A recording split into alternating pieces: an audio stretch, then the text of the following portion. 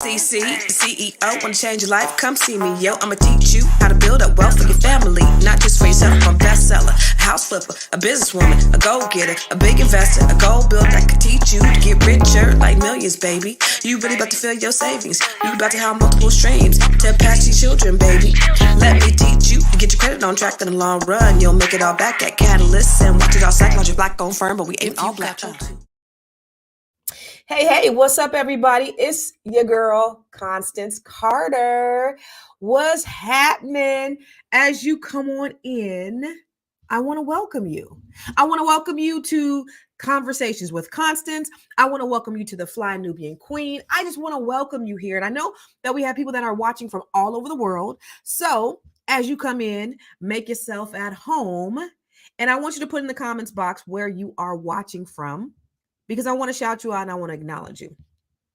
So tonight, I want to talk about this very interesting topic around reparations. And the reason why I wanted to talk about this topic around reparations is not like we haven't had the discussion before, or we don't have these ongoing discussions about reparations, but there was an article that I read today on Black Enterprise about the mayor of Chicago, who said that he wanted to have reparations and that reparations would help. So there was this article that said, will reparations reduce the crime rates in Chicago? The new mayor, Brandon Johnson, seems to think so. And we know that Chicago has had a history of a lot of violent crimes. Every time somebody talks about, affirmative action, police brutality, what do they say? Chicago. They always bring up Chicago. They always bring up the violence in Chicago. And so I want to just kind of address it because, he says that reparations is going to help reduce the crime. And is that really true? Is that really the case? Dr. Phil, your favorite doctor, Oprah's homeboy, said that reparations will be a complete disaster. Okay. So let's see. So let me just show you really quick this video that I watched just briefly of the mayor when him talking about what he thought the reparations would do. So really quick.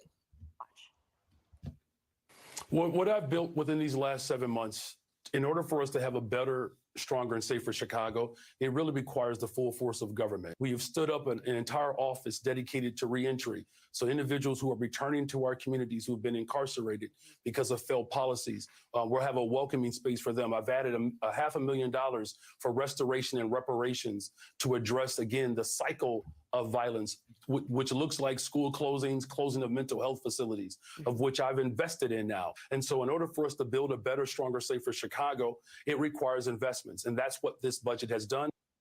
Okay, Julie, let me get this straight right now. Okay, so he's asking for billions of dollars from the federal government to deal with the migrant crisis in Chicago. But let's hand out money for reparations because that's going to fix the crime problem. I'm not sure what the disconnect here is. Okay, first of all, I'm not, a mathematician, but he is putting $100 million toward crime prevention, $500 million toward reparations. He wants to figure out how to properly compensate descendants from slaves, but he's not actually paying attention. He's ignoring the crime problem, and it's not. So basically what he's saying is that the crime problem is what? Due to all the blacks in the city, so let's pay them off. And no, I'm not laughing at you. I'm laughing at the fact that you ridiculous. What? Oh, I mean, I hate to call, I got to call a spade a spade. It's ridiculous. I'm sorry. Spot on. Okay. Thank you. High five this woman all around. She just nailed it. He literally, the only thing. That is absolutely ridiculous. Do you hear me? That was absolutely. So you have, they make sure that they pick the right ones on Fox News. I'm trying to tell you, they pick the absolute right ones on Fox News. So we're giving handouts. So reparations are essentially handouts. So let's do a little history lesson because I got a little bit of information. And if you've never seen, well, first of all, hold on. I want you to like and subscribe really quick. Share this information now because I'm finna drop some gems on you. I am getting ready to give you some statistics, some facts, some history, because I really want you to understand how this all plays, how this all comes together, why this subject is so important. It's not just important to African Americans, it's also important to our US economy. It's important to the global economy because racism is so strong. Racists will cut off their nose to spite their face. They will they would hurt themselves in order to take something from somebody else instead of looking at the betterment of everything. So I want you to share this. Make sure that you're sharing this with people on your timeline. I want you to make sure that you're subscribing to the Fly Nubian Queen. I want to make sure that you are subscribing to CC the CEO on YouTube, and also make sure you're following me on Facebook at I am Constance Carter, and I am Constance Carter on Instagram. Okay, so let's just take a historical look. So the Chicago, the governor or the mayor of Chicago says that, you know, schools have closed and all this stuff. So let's just talk about. And people always say, y'all always talk about the past. I didn't benefit from slavery. That wasn't me. That was my great grandfather. Okay, so let's just talk about what the U.S. government does for everybody else. Okay, so as of December of 2023, they sent $75 billion to Ukraine. Okay, there's nothing in return. They got no free labor from Ukraine. Okay. As of 2023, they sent $14.5 billion to Israel. Okay. So all of this money has gone out there. There's no ROI. There's no return on investment. But this money has gone out to aid others in their wars that have nothing to do with us. But yet you have a people who've contributed to this economy by trillions of dollars with 400 years of free labor. And you say reparations, you say the payment of them back is free labor. Now, does that make any sense? By 1860, there were 4 million enslaved people that produced well over 60% of the nation's wealth. The U.S. generated trillions of dollars from free labor. Okay. So when we had the Emancipation Proclamation, we were promised 40 acres and a mule. That never happened.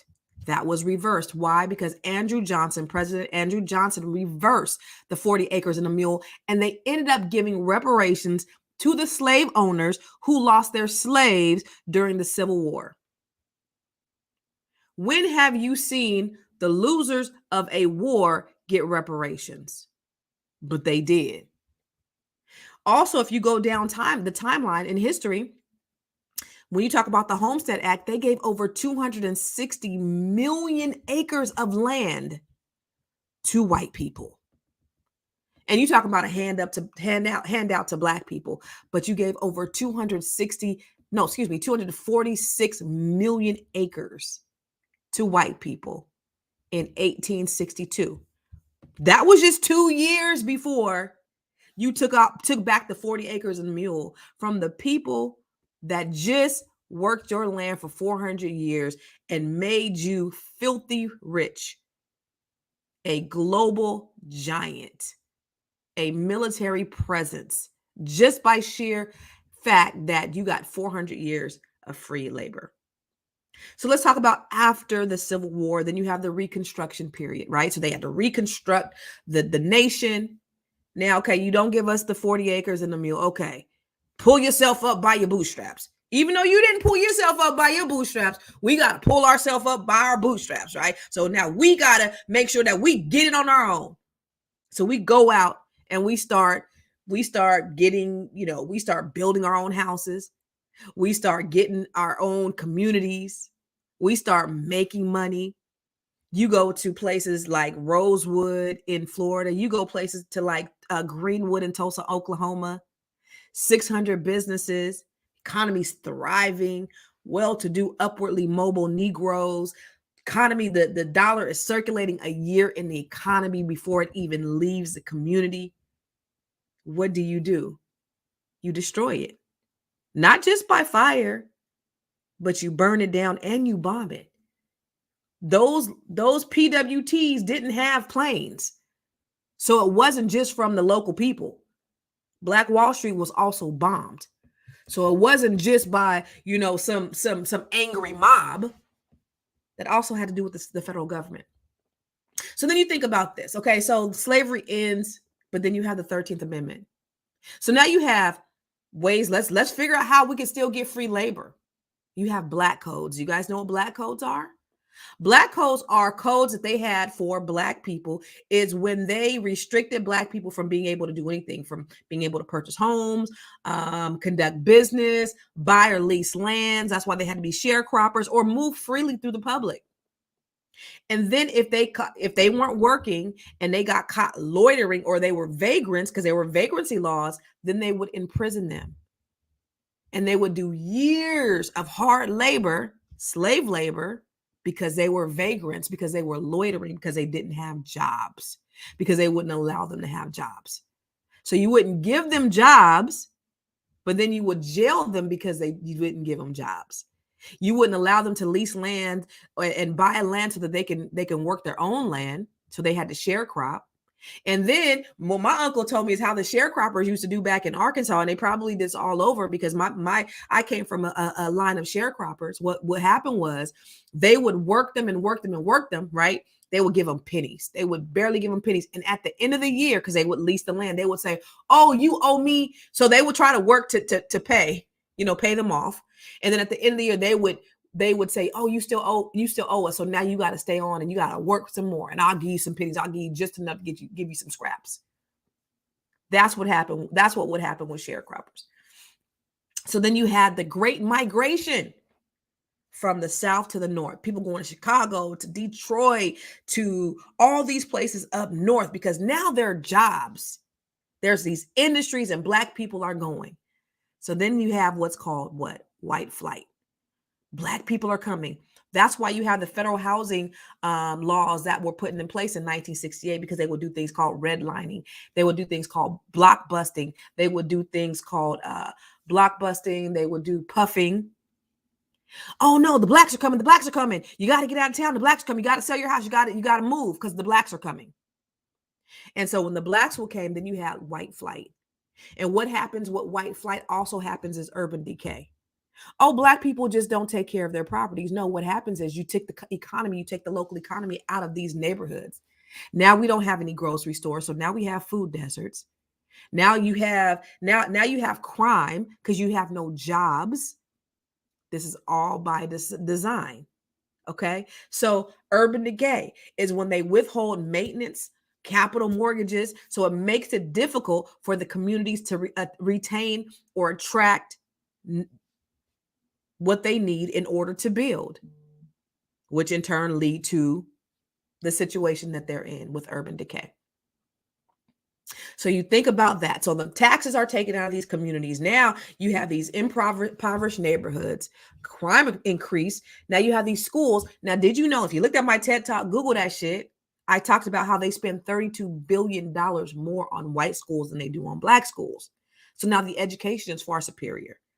So you talk about integration, they should have just kept us segregated, but then our education system was far inferior. So that's why we were trying to integrate so that we can get better education.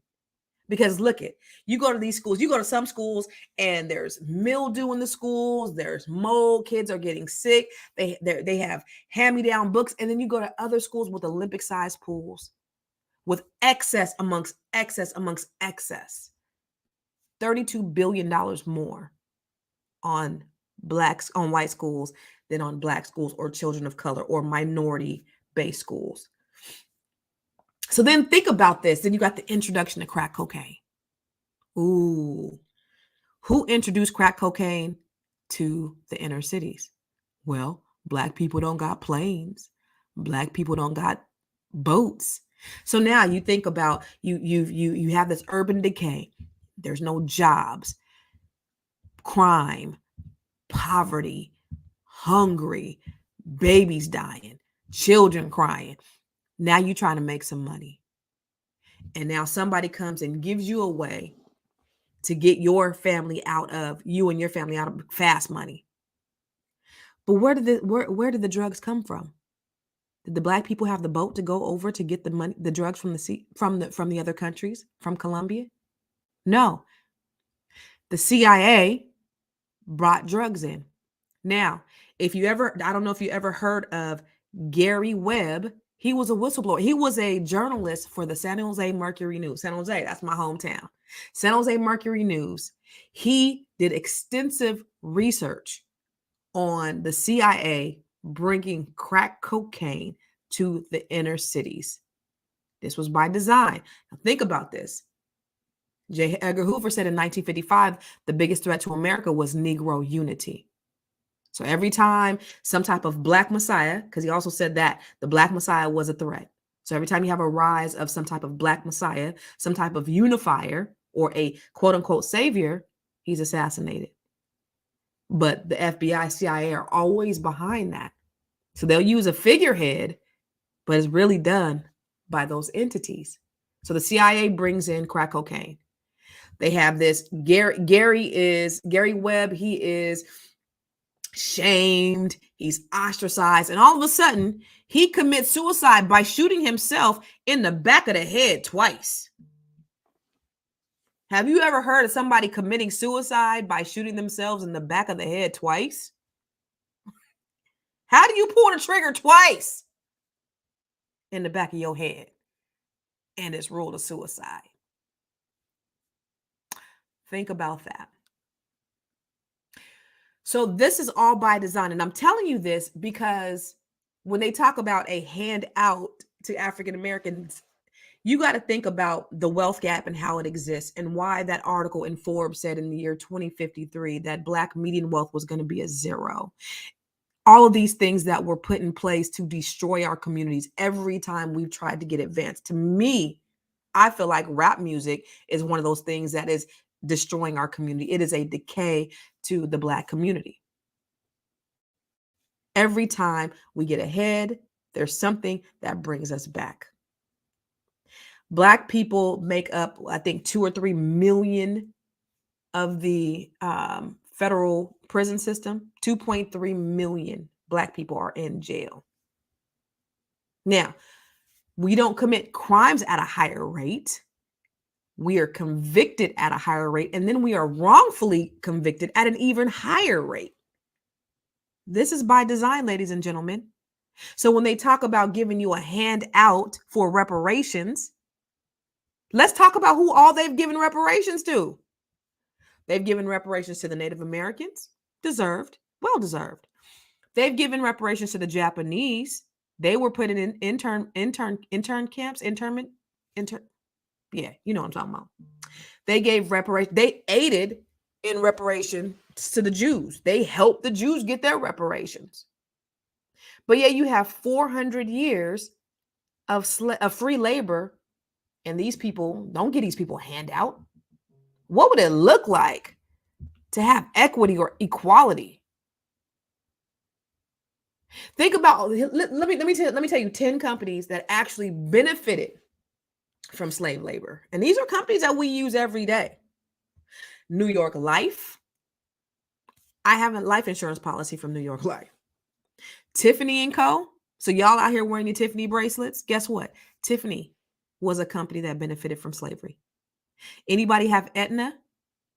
Oh, suppose you have a Brooks Brothers suit. Norfolk Southern Railroad. Who banks at Bank of America? Not only do they have a huge history in slavery, but also predatory lending today. Wachovia, AIG, JP Morgan Chase. Okay. So you have all of these companies that have gotten rich, filthy rich off of free labor from your ancestors, but don't give them a handout. So you give 246 million acres to white people. That wasn't a handout. Let's talk about welfare. Let's talk about welfare when you gave, let's talk about Social Security. When the New Deal came out and Social Security was introduced, most Black people during that time were farmers. But guess who couldn't get Social Security? Farmers. So 60% of Black people couldn't get Social Security because they were farmers. So they were left out of that equation. So think about all of those things thrown in our way, yet 44% of us are homeowners, yet we outpaced everybody else in wealth growth after COVID, despite all of that went on. Go back to 1926. Oh, no, 1919, when they had the Red Summer. That's when Black people were lynched across the nation for no reason. Oh, a Black person whistled at a white woman. They would make up reasons to lynch you. And the way that they're able to do that with impunity and with no morality is by calling you anything less than a human. You're a savage. You're a nigger. And you think about how Black people call themselves niggas, and that's why they're able to kill themselves. We're able to kill each other so easy because we don't even look at each other as humans. We look at each other as niggas just like they looked at us as niggas. That's why we call each other niggas. That's why we kill each other, because there's no value of life. But now we are doing the job that they used to do that they no longer have to do because we doing it for them. Now, this was all the setup, but we too blind to see. We sit up here dying over streets that we don't even own. I saw a video the other day of some stupid ass shit in LA. Oh, you can't come down this street because you come down this street and you wear this hat and y'all don't even own this shit. I wish you Black people would wake the hell up and see who's pulling the strings, because it ain't y'all. Y'all think y'all got power because you got a little money. But guess who got the real power? The people in the back pulling the strings, making y'all kill each other like dummies. Y'all is dumb as shit. And the Negroes that are rapping about it, y'all are even dumber. But I digress. This is all by design. This is all by design. So they said reparations are a handout. But here's some things that the Chicago mayor, let's talk about what he wants to do. He wants to take some reparations and he wants to add it to reduce the crime. And I think that's cool, but I don't know that reparations should be specifically for crime reduction. I think that should be something that's done by the federal government. Let reparations be reparations, right? I do believe that the federal government should aid in the reduction of crime. Because listen to this. You got to look at where we are. Okay, so Black women are the most educated, but Black women are disproportionately burdened by student loan debt. So what some reparations should be the relief of student loans. How about we can go to college for free? That's great for reparations, right? Because you got to think about this. With a 400-year head start, the average white family has roughly 10 times more amount of wealth than a Black family does. Y'all have 400-year head start. Shit, it's a wonder y'all ain't got a 400 times amount of the wealth with a 400-year head start. That's cool. But then you also think about this. When we go to college, while a white person is 7 times more likely to make more money than a Black college graduate. There's still inequity here. So when they talk about, killing affirmative action, killing diversity and inclusion, I strongly disagree with that, because people will hire people, especially people who are in power, are going to hire people that look like them. Let me tell you a story. I used to work at HP, right? When I just got out of high school, and I did a stint as a security guard. And I remember I was working with this guy, blonde hair, blue-eyed guy, right? And worked with him for a few months. I left, went and worked somewhere else, and I came back as a permanent employee at HP through a college program. And I seen the guy. It was at the same location. I seen the guy that I had been working with he was a security guard. And I was like, and he was going out to lunch with the other guys. And I was like, oh, what do you do now? He says, I'm an engineer. I said, oh, shoot, I ain't been going that long. Were you going to school? He was like, no. Somebody just came up to me one day and asked me if I wanted to be an engineer. And I thought to myself, there would never be a time in a million years when somebody would come up to my Black ass and ask me if I wanted to be an engineer. This man went from a security guard, checking people's badges. He was now an engineer. No college education. That don't happen to a whole lot of people. So what I'm trying to tell you is there in these, and I'm sure there were plenty of qualified other people who could have taken that engineering job, but he just happened to get it because he was letting people in good, I guess. I don't know, but they trained him. So when you look at the wealth that we still don't get, that is disproportionate, it means that we need to practice collective economics. It means we need to start our own businesses. But you got to think about this. Now you're looking in the 1900s, the early 1900s, when they introduced loans to help people become homeowners. So they introduced the FHA loan. It was 1% down. Now it's 3.5% down. Guess who couldn't get those loans? So the way to build wealth, 80% of the wealth in this country is generated through real estate, and only a certain race could get real estate. Well, where does that leave us in the wealth? Okay. Jobs, again, disproportionately given to other people. Black people were given the criminal justice system, and we were given drugs to destroy our community. But yet, we still thrive.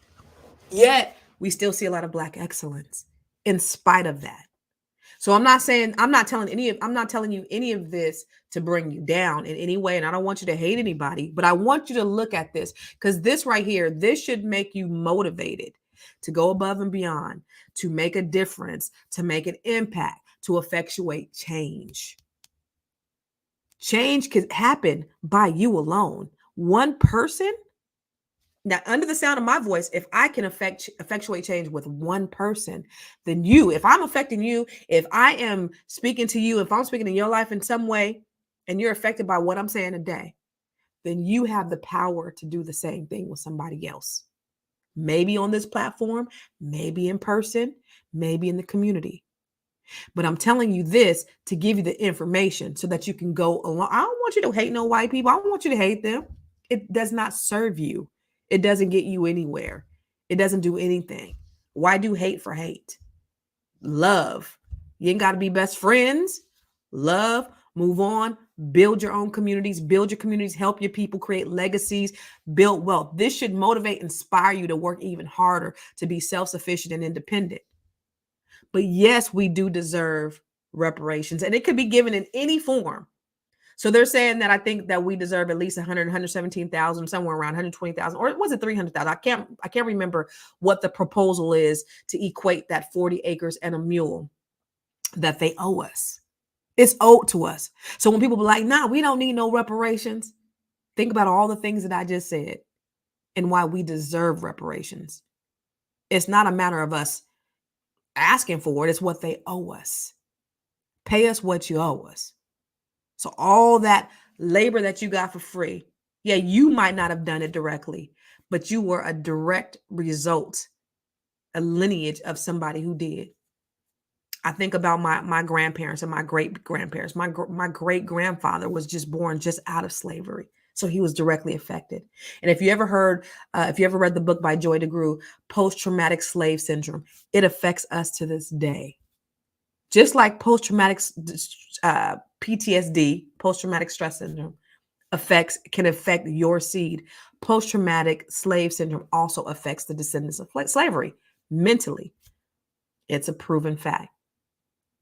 So there are things that could be done for true equity. But this is how the people in power stay in power, you guys. Think about this. Lyndon B. Johnson said in 1965.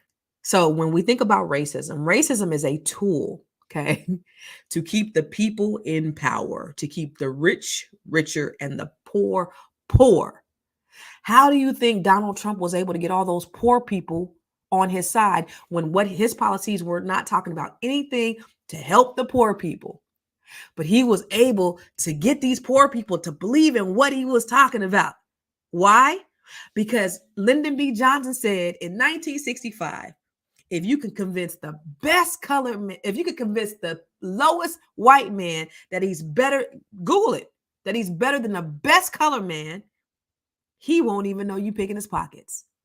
In fact, he said, hell, have him somebody to look down on, give him somebody to look down on, and he'll give you everything he has. So the people in power think they care about racism. They care about that money. but they are fooling all the people down here to keep us confused. They can keep their money. You can keep fighting and being confusion. And they've been successful at it. They've been very, very, very successful at it. So when we talk about reparations, I'm saying it could be used in different ways. Give us free education. Give us free college. I say eliminate our student loan debt. Give us grants. Give us down payment for housing. You know, if you don't want to give us money, give us equity. Give us a guaranteed income. I lived in Stockton for 20 years. Michael Tubbs, shout out to Michael Tubbs. He was the mayor. He's kind of like a nephew. And he introduced guaranteed income in Stockton, California. And it reduced homelessness. It reduced crime. It helped with their mental health. So give us what you owe us, because you do owe us that. And it's not even about you giving us anything. It's not about a handout. It's what you owe. Just like you gave those Native Americans what you owed them, because you owed them. And it's very clear that you owed them. There's no doubt that you owed the Native Americans for taking their land and committing genocide against them. The same with us.